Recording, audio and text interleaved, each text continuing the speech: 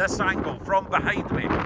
What we have here is Traprain Law, this whale-back lump of volcanic rock that's been standing for as long as time.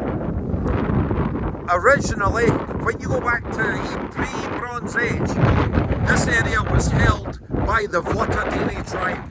And the Votadini tribe used this Traprain Law as a fort. When the Romans came, the Votadini coexisted with the Romans. They actually helped them settle this part of the Lothians. But what does this have to do with Robert the Bruce, or William Wallace, or the Scottish Wars of Independence? The fact is that this place is a fantastic lookout over the south, the road to the south. And when the English army, now Lothian, predominantly became settled by the English. Even during the Scottish Wars of Independence, certainly the first Scottish War of Independence, Lothian was largely English biased. And the Lothians were laid waste in front of the advancing English armies. This was a strategy to burn it all, to leave nothing in terms of food to feed a large English force. Even Edward's force that came up in 1298, where he eventually met with Wallace's army at Falkirk and defeated them there, they were dangerously close to starvation, because when they came up through this land here, it was laid waste. It was rendered inhospitable to them, and a lot of disease and everything had set in with the English army, a great loss of morale. But these lands here that we're walking on now, so that's Traprain Law, right up there in front of us. Interestingly, a 25 kilogram hoard of Roman silver was found there. I think it was 1919. You can now see that in the British Museum. But they do have signs up there advising against metal detecting. After Bannockburn,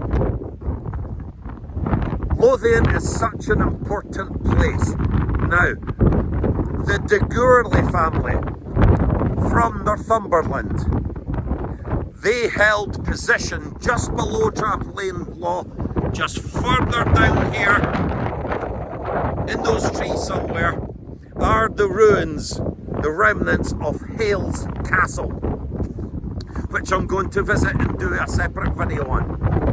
But Robert the Bruce, after Bannockburn, obviously the de Gourleys were pro-English. They fought with the English. And we all know that the English lost at Bannockburn, but also the Scots who were against Bruce, who fought on the English side, also lost at Bannockburn. They lost lands, they lost any Scottish title or hereditary rights that they had. So the de Gourleys were disinherited, or that was taken away from them by Robert the Bruce, and he allocated this land here and Hales Castle to the Hepburn family, who made vast improvements on the castle. It's a magnificent structure, even in a ruinous state, as we shall see shortly. But it saw many battles over the successive years in the 15th century and onwards. The Hepburns made many additions to the castle, many improvements to the structure, but Hales Castle had been standing since the 1200s. And after Bannockburn, the de Gourleys lost their right to the castle, and Robert the Bruce favoured the Hepburns, and it remained in the Hepburn heritage for a very long time afterwards. So here's one last look before I descend on the castle. This unremarkable structure from this angle, Traprain Law, but such a significant place that would have been as a lookout for the Scottish armies. I can just imagine William Wallace and his ponies and his horses, his scouts at the bottom there, camped out, and his lookouts on top of Traprain Law, looking for any signs of the advancing army, where they would lay waste this ground and retreat, lay waste the next piece of ground and retreat. This was their strategy. Traprain Law, East Lothian, Scotland.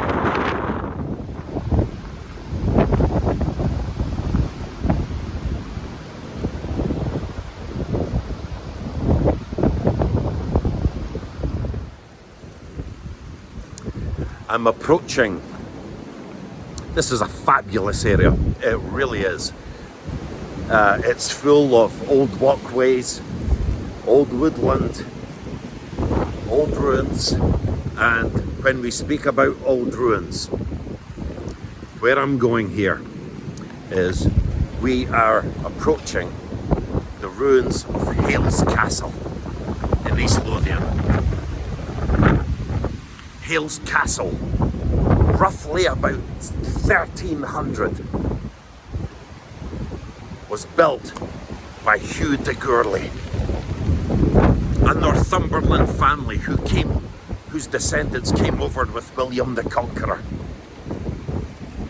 William de Gourlay, of probably Viking descent, served England well in its wars of independence in trying to subjugate the Scots in the war with Scotland. And this place here, this would have been one of the entrances. Hales Castle sits high on the banks of the River Tyne. The River Tyne. It's a magical place. It's a beautiful place to walk. It's a very pleasant and tranquil place today, but it's been such a turbulent place in the past. And Lothian was predominantly in English control during the Scottish Wars of Independence. It was laid waste by the Scots when they invaded Northumberland and came back passing this way. It saw much carnage, much destruction, much waste, but it was largely improved in the 14th and 15th centuries, but originally around the 1300 mark, so very much a prominent building during the Wallace and Bruce Wars. Let's go and have a closer look at Hales Castle. So we're here at Hales Castle. One of the banes of my life are this Harris fencing here. Absolutely no need to it. They've put in loads of excuses about masonry falls. I think it happened in one or two monuments, that was it. We have a right to explore our heritage. There are many ruined buildings up and down the country, and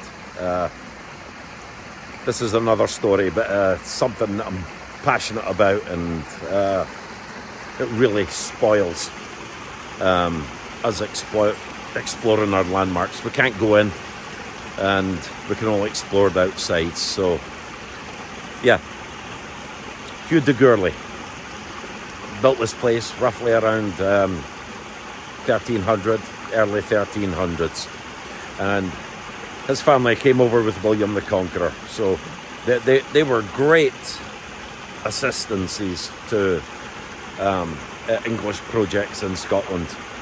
And Lothian was very much, it was a great place. You have it nearby Dirleton Castle, just near Gullen, but you're so close to the coast, so it's a good place to be supplied by ship, to supply an army by ship.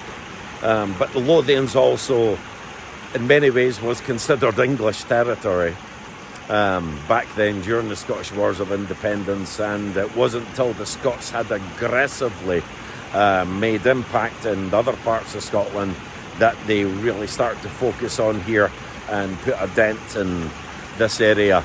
But it was laid waste very much as the Scots went into Northumberland, pillaged, robbed, burned, and this area was included. And after the Battle of Bannockburn, this land was forfeited to the de Gourlay family.